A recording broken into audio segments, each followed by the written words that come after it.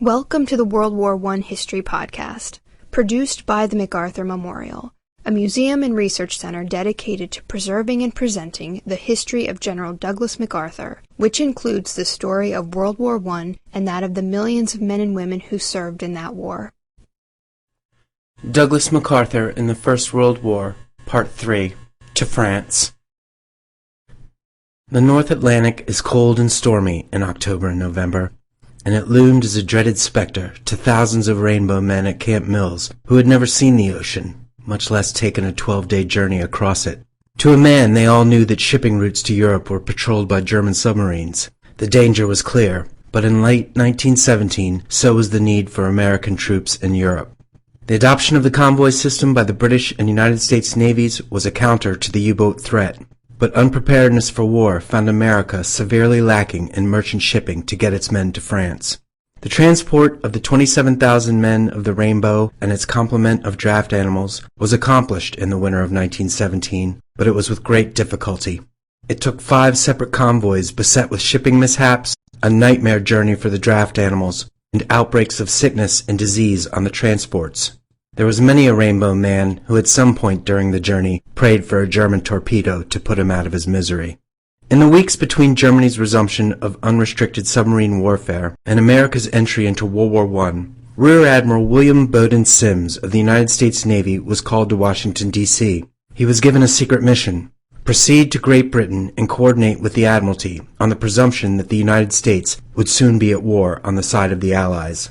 Sims traveled in civilian clothes under an assumed name, but secrecy was no longer necessary upon his arrival in Britain. War had been declared by President Wilson and the Congress. Sims traveled under the assumption that the Allies would be able to contain Germany in the naval war. After all, the British papers were full of stories of Great Britain's control of the seas. The Admiral was in for a shock.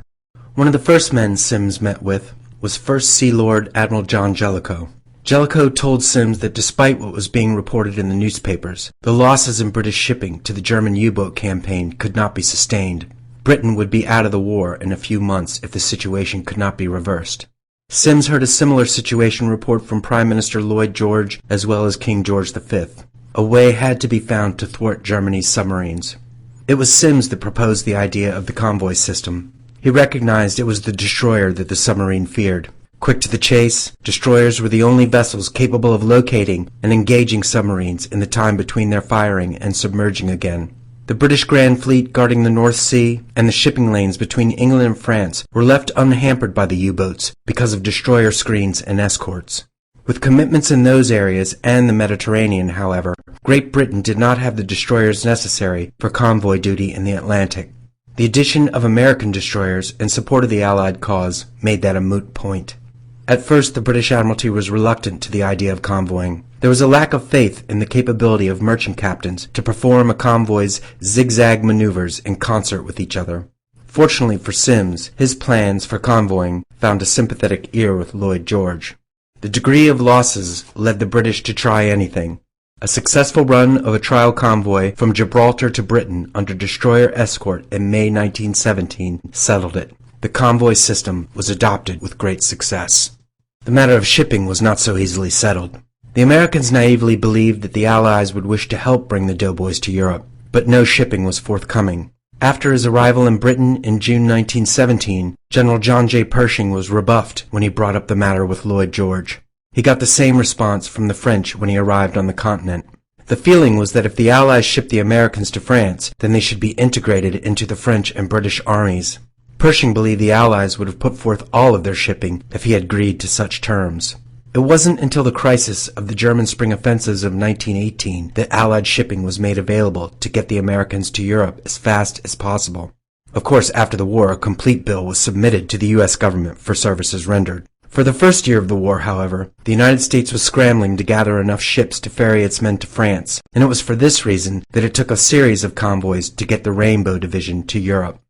The first men of the Rainbow to leave Camp Mills for France departed on October 7th, and theirs was no easy journey. A few weeks previously, orders from MacArthur's office circulated through the different units. 7 men from each unit of the Rainbow, volunteers so to speak, were required for special duty. Under the command of Captain Dickinson of the 149th Field Artillery, the volunteers were to accompany the division's draft animals on their voyage across the ocean. They were assembled and sent to Newport News, Virginia, where a massive corral complex was located. It took many transports to ship all the animals, but for the 1,600 horses and mules on the SS Hercules, the 3,000-mile journey was a nightmare and took 33 days. Only days out of Virginia, the ship had engine trouble, so it pulled back into New York for repairs. Once at sea, storms ripped the ship.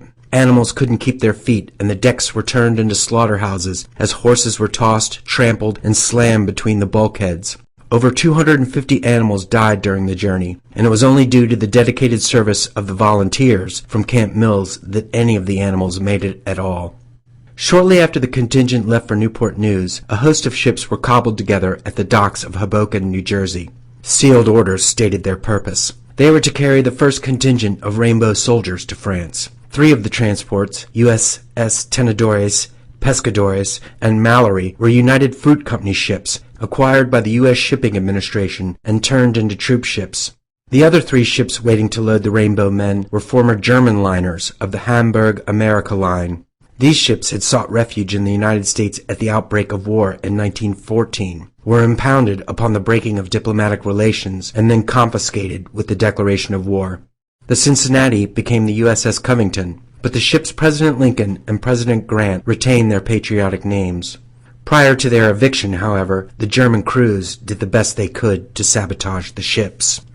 Camp Mills awoke early on 17 October to find that many units in the division were missing. The troops in the first convoy rose in the dark and marched with their gear to the train station at Garden City. The train took them to Long Island ferries, waiting to take them across the East River to Hoboken. It took all day to load the 6 ships. Douglas MacArthur made the train and ferry rides with the GHQ staff, which then boarded the USS Covington. As an officer, he rated a much better room than the men, who were crammed below decks in bunks stacked 3 high from the floor to the ceiling. Joining the GHQ staff on the Covington were the 117th Engineers and the 165th, 167th, and 168th Field Hospitals. The other ships of the convoy underwent the same routine, loading in the thousands of doughboys of the Rainbow. The President Lincoln took on all the field artillery units, the 67th Field Artillery Battalion headquarters, and the men of the 149th, 150th, and 151st Artillery. They were joined by the 167th Ambulance Company. Its sister ship, President Grant, took on the 168th Infantry, 165th and 166th Ambulance Companies, the 166th Field Hospital, and the 117th Signal Battalion. The 1st and 2nd Battalions of the 166th Infantry boarded the United Fruit Company boats Mallory and Pescadores, while the 3rd Battalion stayed at Camp Mills to take over the military police duties from the Virginia men that were embarking. Finally, the 168th Ambulance Company boarded the Pescadores, and the Maryland men of the Trench Mortar Battalion boarded the Tenedores. On October 18th, the ships left their berths, and once past the Statue of Liberty and Sandy Hook, the convoy was at sea. Douglas MacArthur later wrote of the experience of the sea journey. Life on board a troop ship was a new and somewhat unnerving experience for the uninitiated. There were endless drills and efforts made to properly exercise the men. Space was cramped, and each man was allowed 45 minutes time a day on deck. Lifebelts were worn all the time. The ship was dark at night, with no smoking allowed in the open. In a running sea, it is a real sensation to grope around decks in the darkness. The convoy sailed under sealed orders, opened up each day, with ships' positions designated for the following afternoon. All lifeboats were left down to deck level, and all rafts unleashed and placed along the rail. Ships were constantly holding target practice with their 6-inch guns. The targets, resembling periscopes, were towed. In his reminiscences, MacArthur described the uncertainty of looking over the ocean knowing a German submarine could be watching, but that knowing his brother, Captain Arthur MacArthur, USN, was guarding the convoy on the USS Chattanooga gave him a good feeling.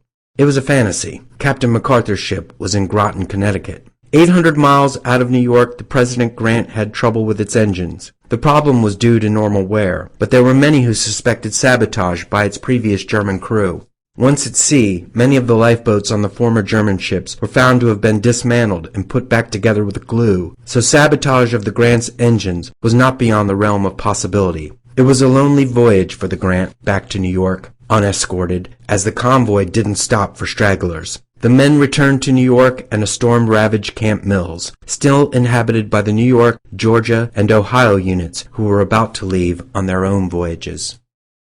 When the Grant turned around, the rest of the convoy pushed on to the port of Saint-Nazaire, France. Pershing's desire for a unified American army in its own sector made Saint-Nazaire the obvious port for debarkation. The AEF commander had his eye on the Saint-Mihiel sector for American commitment. Located at the mouth of the Loire River, Saint-Nazaire's port facilities and rail line made it the appropriate port for a logistical supply line to the Saint-Mihiel area. On October 29th, the first troops of the Rainbow landed in France, catching their first glimpse of a people and culture much different from what they had left. About the same time the Rainbow landed in France, the 165th Infantry got their orders to leave for embarkation. Once again, shortages in shipping required a separation of the unit. Major William Donovan's 1st Battalion entrained from Montreal, Canada on October 25th. They would catch the HMS Tunisian, bound for Liverpool, England. The 2nd and 3rd Battalions boarded another Hamburg America liner. The America, with a K, which had been renamed the USS America with a C, was docked in New York City, and it too was bound for Saint-Nazaire. Leaving New York, USS America rendezvoused and convoyed with 3 other former German ships, Agamemnon, Mount Vernon, and von Steuben. Agamemnon was formerly the Kaiser Wilhelm de Gross and carried the 166th Infantry's 3rd Battalion and Georgia's Machine Gun Battalion. Mount Vernon was formerly the Crown Princess Cecile and carried the Texas men of the 117th Supply Train. Aboard the ships, men went through the same routines experienced by those who already made the trip. Convoying was no simple matter. It was a precision process, and ships had to be able to maneuver together and zigzag to confuse submarines. On a dark, foggy night, the difficulties of convoying became obvious. While zigzagging, the USS von Steuben didn't change course and rammed the USS Agamemnon. After the impact, one Georgia machine gunner from the Agamemnon found himself on the deck of the von Steuben, surrounded by a group of screaming nurses. He had been on the rail when the collision occurred. Roll call revealed his absence, and it wasn't until days later that the 151st Machine Gun Battalion found out the man's fate. All the ships were able to continue on. A few hundred miles from France, American destroyers based in Great Britain came to escort the convoy through the most hazardous part of their journey and the final leagues to France. But due to a U-boat warning, the ships pulled into the port of Brest on 14 November instead of Saint-Nazaire. Too big for the docks at Brest, the transports had to wait at sea for a few days before lighters could unload them. Days after the New York men embarked on their journey, Alabama's 167th Infantry left on the 4th convoy. They too were separated and sent on the RMS Andania, a Canadian ship out of Halifax, and the SS Lapland out of the New York docks. The Lapland also carried the 117th Signal Battalion. One of the units returned to New York when the President Grant broke down on the first convoy. These men weren't going to France. They were bound for Liverpool, Great Britain, where they arrived on November 18th. Once ashore, the 3rd Battalion of the 167th was thrown into quarantine as mumps had spread like wildfire on their ship. The 167th really got the worst from training camp and the voyage to Europe. Most of the boys were rural types, never before exposed to the diseases that most of the urban city dwellers had been exposed to all their lives. Once out of quarantine, the 167th was entrained to Winchester, where they took in the sights of the ancient cathedral. It wasn't until late November that they were finally transported to Le Havre, France, to join the rest of the division. Only the Iowa men of the 168th Infantry were left in the United States after the Alabamians left. But finally their time came as well. On November 14th, they pulled out of Camp Mills just as the 41st National Guard Division was coming into camp to begin their training. Boarding the RMS Celtic, Baltic, and Aurania, they were in for the same trouble the 167th encountered. Sickness broke out on the ships, with scarlet fever running rampant on the Aurania. They too went to Liverpool and were immediately quarantined. The musical band of the 168th Infantry was in their own separate quarantine, as they had contracted spinal meningitis. It wasn't until early December that the men of the 168th made their passage across the English Channel, and with their arrival, the Rainbow was concentrated in France. The Rainbow's ordeal at sea was over, but there wasn't anything better awaiting them in France. During their voyage, the Russian Revolution had taken place, and soon the war in the East was going to be over. All the German troops that had been on the Eastern Front were now coming west. The Rainbow arrived in Europe at a low point in the Allied cause, and soon they would be called upon to stem Germany's final drive for ultimate victory. Thank you for listening. If you have any questions, suggestions, or comments, please contact Amanda Williams at amanda.williams@norfolk.gov.